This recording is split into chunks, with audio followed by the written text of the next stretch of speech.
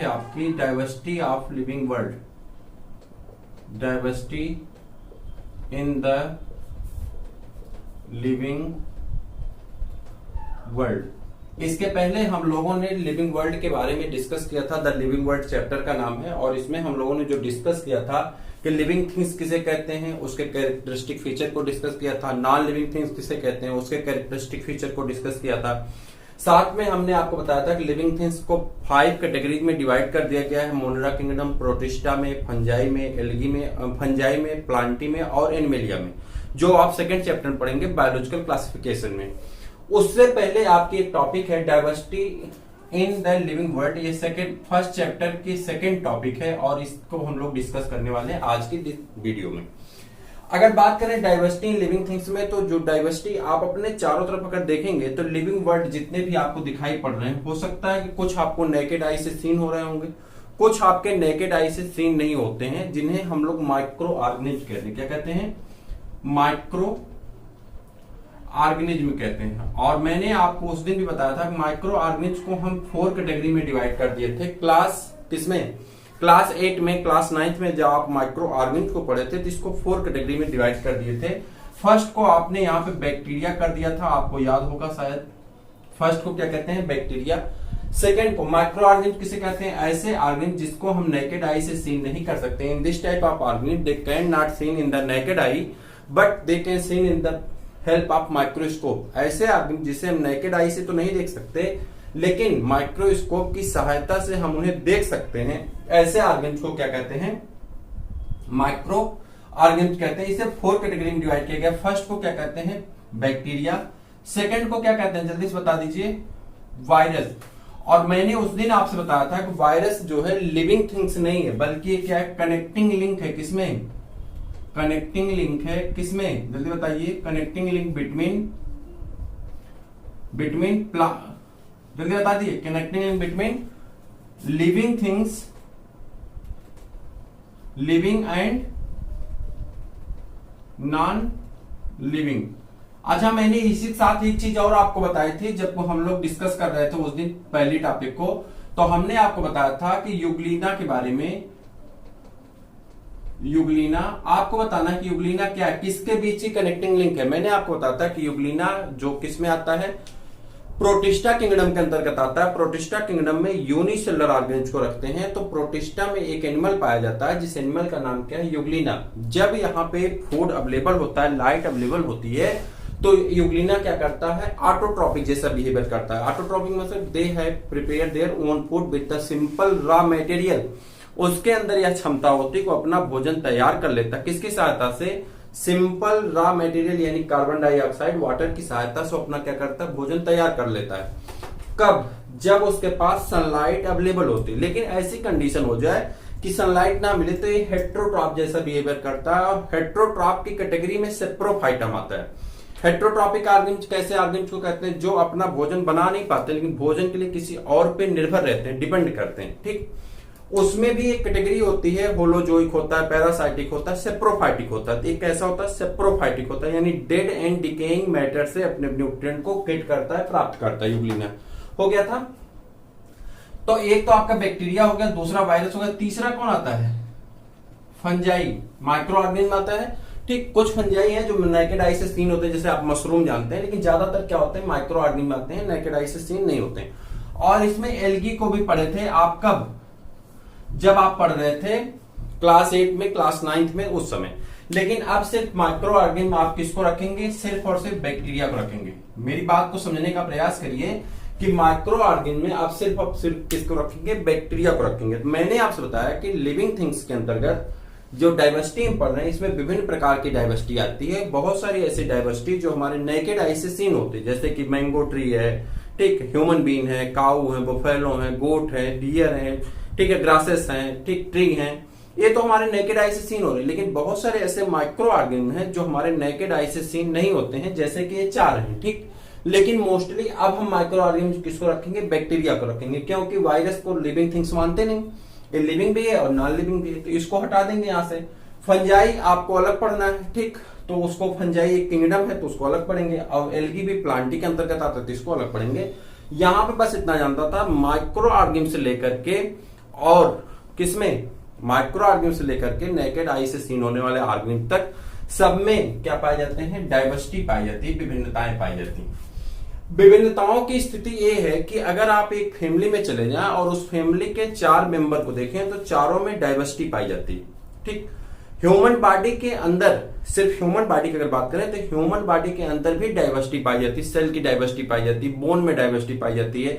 कोई बोन बहुत छोटी है तो कोई बहुत बड़ी है। ठीक, आप जानते हैं सबसे छोटी बोन किसकी होती है, ईयर की होती है, क्या कहते हैं, इंकस कहते हैं। कान की हड्डी को क्या कहते हैं, इंकस कहते हैं, सबसे छोटी होती है। और सबसे बड़ी हड्डी बॉडी की कौन सी होती है, फीमर होती है। उसी प्रकार से नर्व सेल सबसे बड़ी होती है। तो बॉडी के अंदर भी बहुत सारी ऐसे डिफ्रेंसिएशन पाए जाते हैं, बहुत सारी डाइवर्सिटी पाई जाती है। लिविंग वर्ल्ड में भी बहुत सारी डाइवर्सिटी पाई जाती है। कहीं पे हर्बिवोरस प्लांट है तो कहीं पे हर्बिवोरस एनिमल है, कहीं पे कार्निवोरस एनिमल है, कहीं पे ऑमनिवोरस एनिमल है। उसी तरह से अगर प्लांट में चले जाए कहीं पे हर्ब होगा, कहीं पे श्रब होगा, कहीं पे ट्री होगा। तो इस तरह की डाइवर्सिटी बहुत सारी देखने को मिलती है।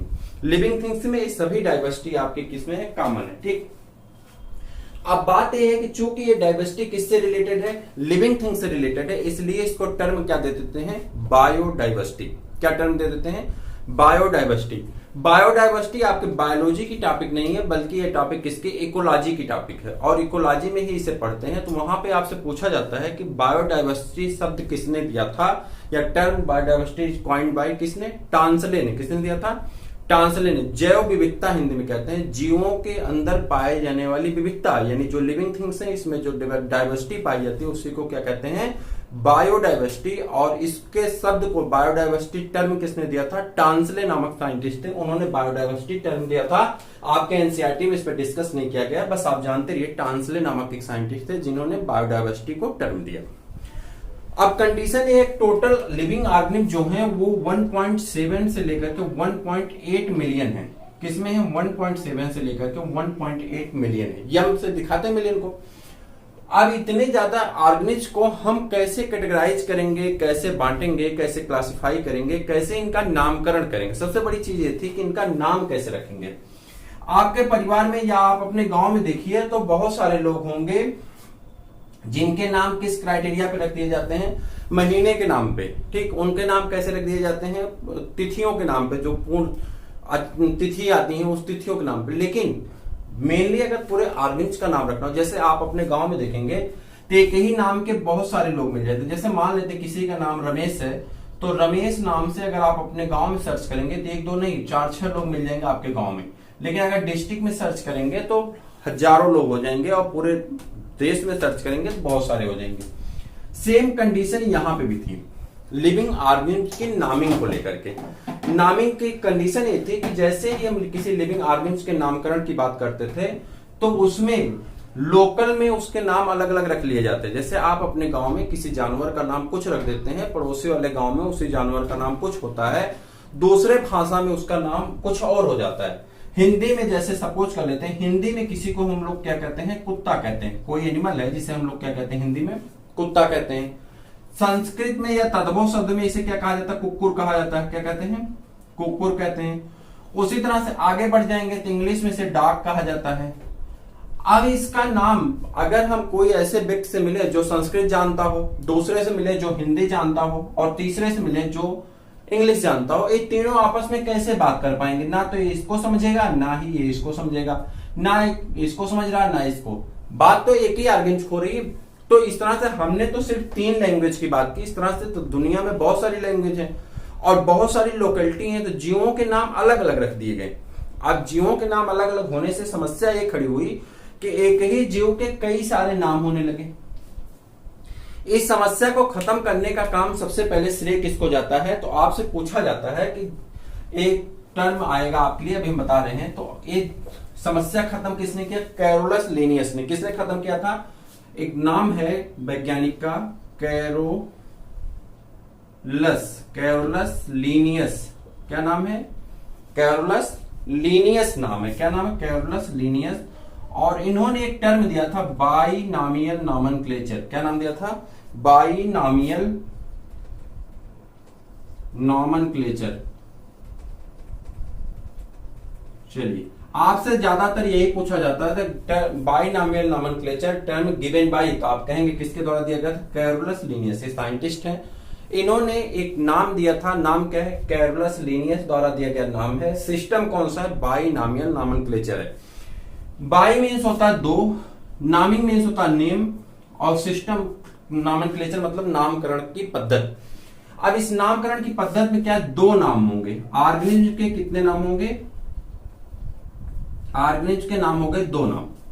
पहला नाम उसके जीनस का नाम होगा, पहला नाम किसका होगा, जीनस का नाम, और दूसरा नाम किसका होगा, स्पीसीज का नाम होगा। कितने नाम होते हैं, दो नाम होते हैं। एक नाम उसके जीनस का होता है और दूसरा नाम किसका होता है, उसके स्पीसीज का होता है। चूंकि दो नाम होते हैं इसलिए इसे क्या कहते हैं हम, बाइनॉमियल नॉमेनक्लेचर। किसने दिया था, कैरोलस लीनियस ने। इसी को हम लोग बाइनॉमियल नॉमेनक्लेचर को ही हम लोग क्या कहते हैं, साइंटिफिक नेम कहते हैं। क्या कहते हैं, ऑर्गेनिज्म के साइंटिफिक नेम। अब बात यह आई कि अगर हम ऑर्गेनिज्म का साइंटिफिक नेम रखेंगे, चलिए ठीक है, हम ऑर्गेनिज्म को साइंटिफिक नेम से बुलाएंगे, एक नाम उसका जीनस का हो जाएगा, एक नाम उसके स्पीसीज का हो जाएगा। तो अब समस्या ये थी कि इसका सिस्टम कौन बनाएगा, कौन इसको रेगुलेट करेगा, कौन इसको बताएगा खाएं इसके किसके अंतर्गत है। तो इसके लिए एक संस्थान बनी जिसका नाम क्या है, ICBN और ICZN। ICBN international code of botanical nomenclature. फिर से देखते हैं, आपके बुक में एनसीईआरटी में दिया गया, एनसीईआरटी में जाकर के आप वहां से देख लेंगे। International code of botanical nomenclature जो किसका काम करता है, प्लांट के नामिंग का काम करता है। यानी प्लांट का अगर नॉमेनक्लेचर करना है तो आप किसके अंतर्गत जाएंगे, ICBN international code of botanical nomenclature. ठीक है, उसके बाद है ICZN international code of zoological nomenclature. यानी एक किसका नाम करेगा, जूलॉजी यानी एनिमल का। इसमें कौन आ जाएंगे, एनिमल के नॉमेनक्लेचर करना है। एनिमल का नॉमेनक्लेचर कहां से होगा, ICZN international code of zoological nomenclature, international code of botanical nomenclature. और भी बहुत सारी ब्रांच बनाई गई, जैसे international code of viral nomenclature, virus के लिए international code of virus nomenclature. जैसे आपका कोविड-19 आया तो उसका नाम कौन दिया, कोविड-19 का नाम कौन दिया, कोरोना वायरस जो है कोविड-19, उसका नॉमेनक्लेचर कहां किया गया, international code of viral nomenclature के द्वारा। इसी तरह से international code of bacterial nomenclature, इसमें और इसमें थोड़ी सी कंफ्यूजन है। लोगों को ये डाउट होता है कि हम इसको क्या लिखेंगे, इसको क्या लिखेंगे।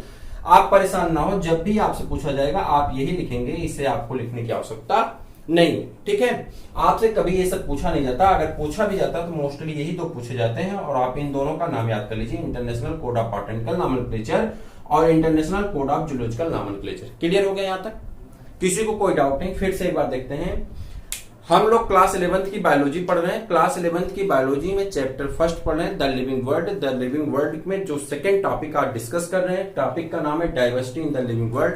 डाइवर्सिटी पढ़ रहे हैं। डाइवर्सिटी मैंने आपसे बताया कि डाइवर्सिटी बहुत सारी माइक्रो ऑर्गेनिज्म से लेकर के नेकेड आई से सीन होने वाले ऑर्गेनिज्म तक की डाइवर्सिटी है।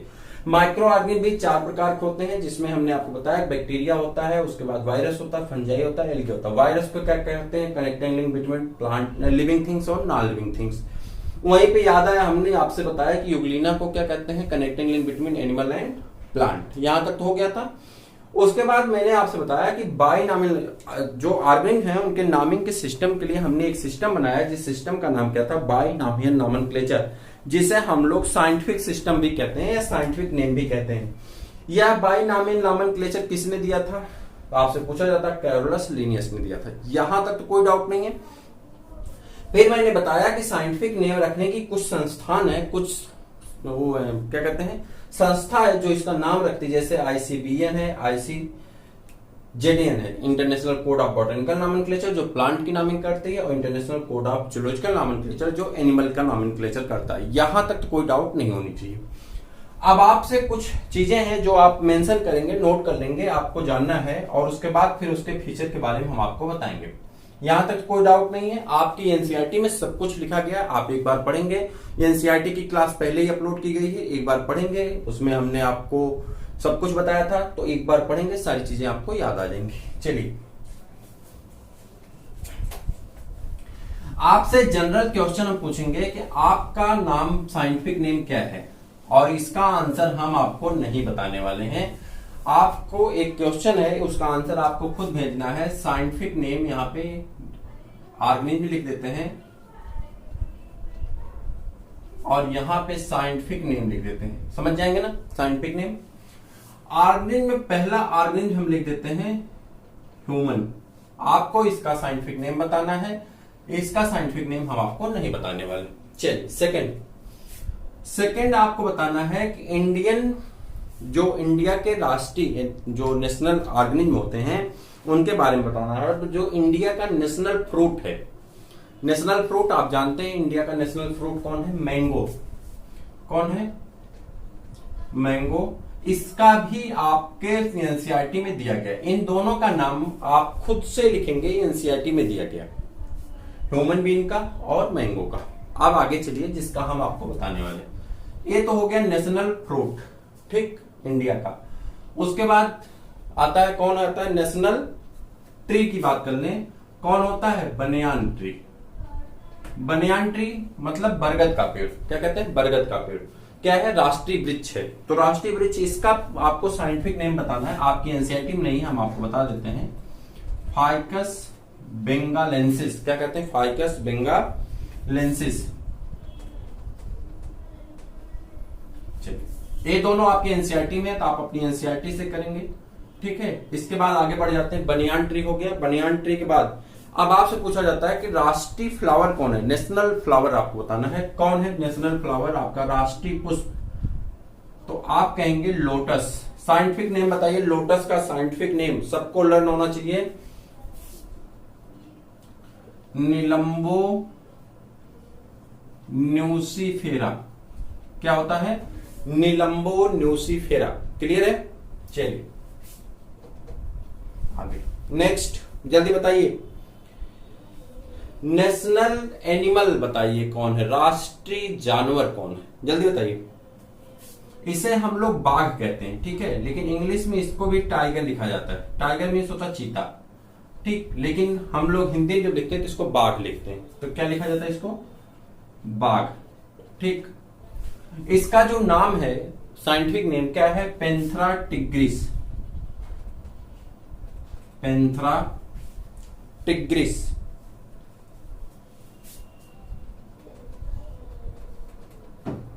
क्या है? पेंथरा टिग्रिस। और नेक्स्ट है आपका, चलिए, नेशनल ह्यूमन बीइंग हो गया, नेशनल फ्रूट हो गया, national tree, national flower, national animal. National birds बता दीजिए कौन होता है? जल्दी बताइए।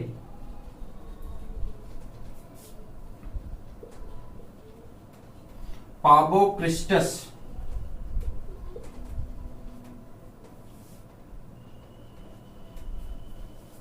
पाबो क्रिस्टस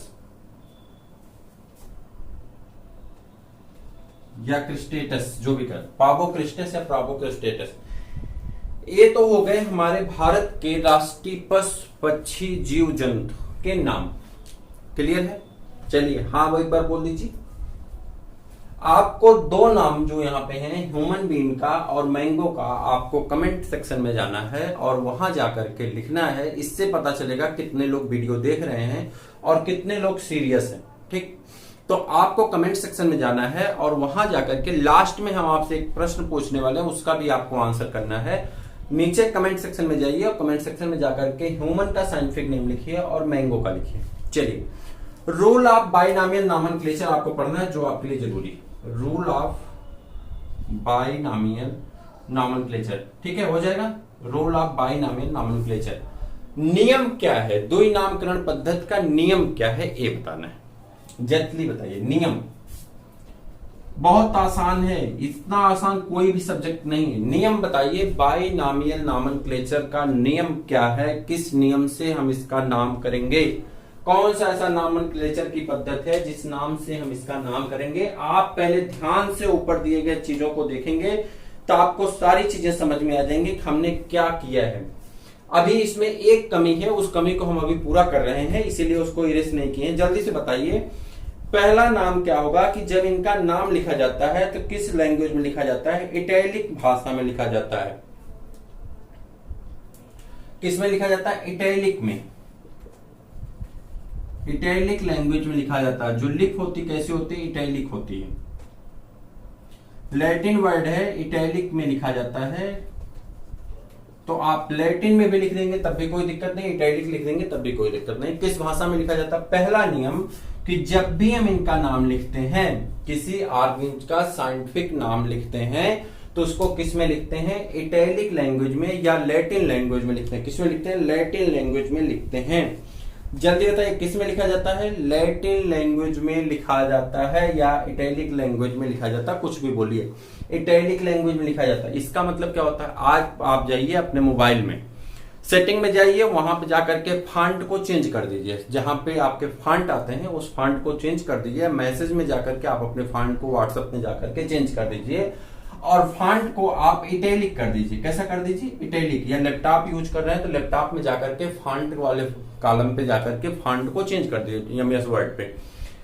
जैसे आप जाकर के इटैलिक कर देंगे तो आपका लिखा हुआ सब ऐसे हो जाता है, ऐसे थोड़ा सा वर्टिकल हो जाएगा। ठीक, इसका मतलब कि जब हम साइंटिफिक नेम लिखते हैं, आप अपने बुक में भी देखेंगे तो देखेंगे कि वो अक्षर थोड़ा सा तिरछा होता है। तो ये अक्षर कैसा लिखा जाएगा? इटैलिक लैंग्वेज में लिखा जाएगा, थोड़ा सा तिरछा हो जाएगा। इटैलिक लैंग्वेज में फॉन्ट चेंज करके आप चेक कर सकते हैं आसानी से। पहला नियम कि जब हम इसका नाम लिखते हैं, किसी भी एनिमल का, किसी भी प्लांट का जब नाम लिखते हैं तो उसे हम किस लैंग्वेज में लिखते हैं? इटैलिक लैंग्वेज में लिखते हैं। क्लियर? चलिए number 2, second number. Second point क्या है? जब इनका नाम लिखा जाता है तो पहले हम किसका नाम लिखते हैं? जीनस का नाम लिखते हैं और फिर किसका नाम लिखते हैं? स्पीसीज का नाम लिखते हैं। तो फर्स्ट किसका नाम लिखा जाता है? फर्स्ट हम लोग जीनस का नाम लिखते हैं और सेकंड हम लोग किसका नाम लिखते हैं? स्पीसीज का नाम लिखते हैं। किसका नाम लिखते हैं? पहले जीनस का नाम लिखते हैं, फिर सेकंड में किसका नाम लिखते हैं? स्पीसीज का नाम लिखते हैं। क्लियर? सब है, ये सभी जीनस में आते हैं और ये स्पीसीज में जाते हैं। क्या होता है जीनस स्पीसीज? अगली क्लास में हम आपको बताएंगे। नेक्स्ट क्लास जब आपकी आएगी तो उसमें क्लासिफिकेशन से लेकर के टेक्सोनॉमिक कैटेगरी तक आएगा, तो उसमें हम आपको बताएंगे कि क्या होता है जीनस, क्या होता है स्पीसीज, क्या होता है फाइला, क्या होता है जेनरा, क्या होता है क्लास, क्या होता है फैमिली। सब कुछ आपको बताएंगे, परेशान होने की जरूरत नहीं। बस इतना जानिए कि फर्स्ट नाम जब हम लिखते हैं तो किसमें लिखते हैं? जीनस का नाम लिखते हैं और सेकंड नाम जब लिखते हैं तो किसका लिखते हैं? स्पीसीज का लिखते हैं। चलिए तीसरा rule, rule number third. Rule number third आपका है, जब किसी ऑर्गेनिज का नाम लिखा जाता है तो उसमें हम जब हैंड राइटिंग से लिखते हैं, तो जैसे हम मान लीजिए नाम लिख दिए, तो इटैलिक लैंग्वेज में अगर हम लैपटॉप से लिख रहे हैं या टाइपराइटर से लिख रहे हैं या कहीं कंप्यूटर पे लिख रहे हैं तब तो ठीक है, इटैलिक लैंग्वेज में उसके फॉन्ट को चेंज कर देंगे। लेकिन मान लो हम हाथ से लिख रहे थे, हैंड राइटिंग कर रहे थे, तब तो हम इटैलिक लैंग्वेज नहीं लिख पाएंगे ना। कि लिख पाएंगे? नहीं लिख पाएंगे इटैलिक लैंग्वेज। तो ऐसी स्थिति में हम इसके नीचे क्या करते हैं? जीनस को अलग और इसको क्या कहते हैं? जल्दी बताइए। स्पीसीज को अलग अंडरलाइन कर देंगे। जीनस को अलग अंडरलाइन करेंगे और स्पीसीज को क्या करेंगे? अलग अंडरलाइन कर देंगे। एक चीज और आपने नहीं देखा, सेकंड रूल में है आपका कि जीनस का नाम जब स्टार्ट होता है तो कैपिटल लेटर से स्टार्ट होता है। जीनस का नाम जब स्टार्ट होगा तो किससे स्टार्ट होता है? स्टार्ट होता है तो कैपिटल लेटर से। किससे? कैपिटल लेटर से स्टार्ट होता है। जबकि स्पीसीज का नाम जब स्टार्ट होता है तो स्पीसीज का नाम किससे? स्मॉल लेटर से स्टार्ट होता है। किससे? स्मॉल लेटर से स्टार्ट होता है। देखिए सबके नाम कैपिटल लेटर से स्टार्ट हुए। जीनस का नाम कैपिटल लेटर से स्टार्ट होगा और स्पीसीज का नाम सब देखिए इससे स्टार्ट हुआ। ठीक, एक आपको और बता दें कि मैंगो का नाम यहां पे थोड़ा सा जानने के लिए जान जाइए। मैंगो का नाम होता है मैंगीफेरा इंडिका। Mangifera indica. आपने इंग्लिश में पढ़ा होगा कि जब हम किसी देश का नाम लिखते हैं, किसी उसका क्या कहते हैं, माउंटेन का नाम लिखते हैं, किसी का नाम लिखा जाता है विशेषकर द्वीप महाद्वीप का, तो उसका नाम हम कैपिटल लेटर से लिखते हैं। याद है आपको? जैसे इंडिया लिखना है, बीच में इंडिया आएगा, कहीं पे कोई पैसेज लिख रहे हैं, उस पैसेज के सेंटर में इंडिया आएगा तो हम इंडिया को आई कैपिटल लिखते हैं। लेकिन जब हम बायोलॉजिकल नॉमेनक्लेचर करेंगे या साइंटिफिक नाम लिखेंगे किसी ऑर्गेनिज का, तो स्पीसीज में अगर इंडिया जाएगा या स्पीसीज में पाकिस्तान आए, नेपाल आए, भूटान आए, चीन आए, कोई भी देश आए, तो स्पीसीज में उसका नाम क्या आएगा? स्मॉल लेटर से आता है। क्लियर है? फिर से देखते हैं हमने क्या बताया। पहला नियम है जब हम इसको लिखते हैं इटैलिक लैंग्वेज में लिखते हैं। दूसरा नियम है हम जीनस का नाम और स्पीसीज का नाम लिखते हैं। पहले जीनस का नाम लिखते हैं, जैसे मैंगीफेरा, फाइकस, निलुम्बो, और उसके बाद पेंथ्रा पीबो, ये क्या है, फर्स्ट नेम है, जीनस का नेम है। उसके बाद इंडिका, बेंगालेंसिस, न्यूसिफेरा, टिग्रिस और क्रिस्टेटस, ये सभी क्या है, स्पीसीज के नेम है। जीनस का नाम स्टार्ट होता है कैपिटल लेटर से और स्पीसीज का नाम स्टार्ट होता है स्मॉल लेटर से। यहां तक कोई डाउट नहीं, क्लियर हुआ। चलिए रोल नंबर 3 कह रहा है, रूल नंबर 3 में कि जब हम इसको किसमें लिखते हैं, हैंड राइटिंग से लिखते हैं, तो इसके नीचे क्या करते हैं, जीनस को क्या करते हैं, जीनस को अलग अंडरलाइन करते हैं, क्या करते हैं, अंडरलाइन करते हैं, और स्पीसीज को अलग अंडरलाइन करते हैं। यानी जीनस को अलग अंडरलाइन करेंगे, स्पीसीज को अलग अंडरलाइन करेंगे। और जब हम कभी टाइपराइटर पे काम कर रहे हो, लैपटॉप पे काम कर रहे हो, कंप्यूटर पे काम कर रहे हो, तो किसी भी ऑर्गेनिज्म का नाम अगर हम साइंटिफिक लिखते हैं, चाहे बॉटनिकल हो, चाहे जूलॉजिकल हो, चाहे बैक्टीरियल हो, चाहे वायरल हो, तो उनके नाम को हम क्या करेंगे, इटैलिक लैंग्वेज में फॉन्ट चेंज करेंगे, जिससे वो क्या होगा, थोड़ा सा तिरछा हो जाएगा। क्लियर। चलिए रोल नंबर 4। रोल नंबर 4 क्या है आपका, वही फर्स्ट नेम कैसे लिखा जाता है, कैपिटल लेटर से लिखा जाता है। फर्स्ट लेटर क्या होता है, कैपिटल होता है। और सेकंड लेटर जब स्पीसीज को लिखते हैं तो स्पीसीज का फर्स्ट लेटर कैसा होता है, स्मॉल होता है, चाहे किसी देश का नाम, कंट्री का नाम क्यों ना ही आता हो। क्लियर हो गया। तो ये पूरी चीजें जो है आपकी 2 टॉपिक आज का क्लियर हुई। एक डाइवर्सिटी ऑफ लिविंग थिंग्स की पूरी डाइवर्सिटी के बारे में हमने समझा, साथ में हमने ऑर्गेनिज्म के नॉमेनक्लेचर के बारे में समझा, जो ऑर्गेनिज्म का नॉमेनक्लेचर करना है। जो लोग स्कूल के अभ्यर्थी जो देख रहे हैं, जो स्कूल की स्टूडेंट हैं, उनसे मैं आपको बता दूं कि जो लोग यहाँ पे हैं उनके लिए कुछ यहाँ पे होमवर्क है।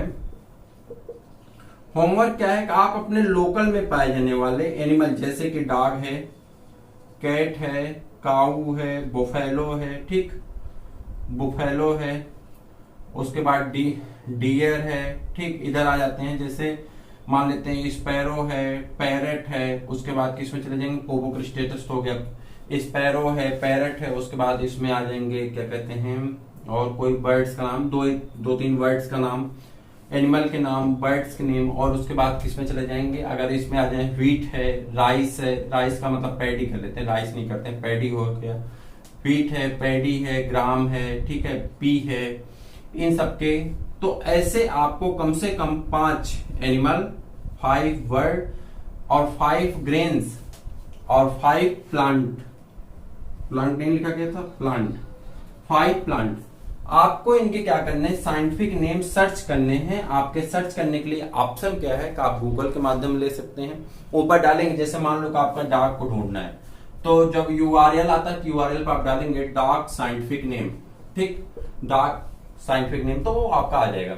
इस तरह से आप अपने लोकल में पाए जाने वाले एनिमल, प्लांट, स्पीसीज जो हैं आपके, ठीक, उसके बाद आपके जो ग्रेन्स हैं, घर में दाने हैं, जैसे गेहूं है, चना है, मटर है, सरसों है, मूंगफली है, उनके बारे में, कुछ आपके जो बर्ड्स हैं उनके बारे में आपको क्या करना है, सर्च करना, जो आपके पास में पाई जाती है, उनका साइंटिफिक नेम क्या है, और इसे आप याद करोगे। ये आपके साइंस बायोलॉजी ग्रुप की पहली सीढ़ी है, जहां से आपकी भाषा, लैंग्वेज धीरे धीरे अब बदल जाएगी कॉमन लैंग्वेज से, ठीक। अब आपको मस्टर्ड का नाम, इससे मस्टर्ड से नहीं याद करना, मस्टर्ड मतलब सरसों से नहीं याद करना है, बल्कि उसके क्या, किससे याद करेंगे, उसका नाम होता है ब्रेस्का कंपोजिट, तो उससे याद करना पड़ेगा।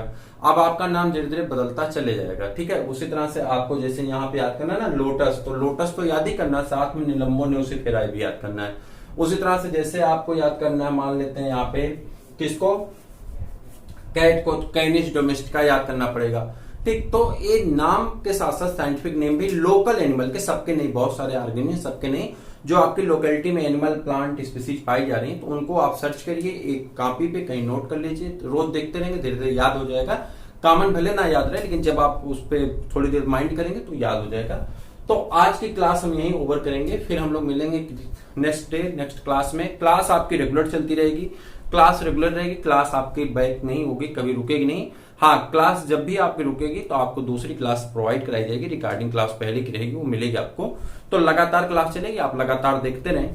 ग्रुप स्कूल के ग्रुप की अगर बात करें तो स्कूल के ग्रुप में आपको तो टाइम टेबल के अकॉर्डिंग क्लास भेजी जाएगी, लेकिन चैनल पे क्लास रेगुलर रहेगी, तो रेगुलर क्लास विजिट करते रहिए। फिर मिलते हैं, जय हिंद।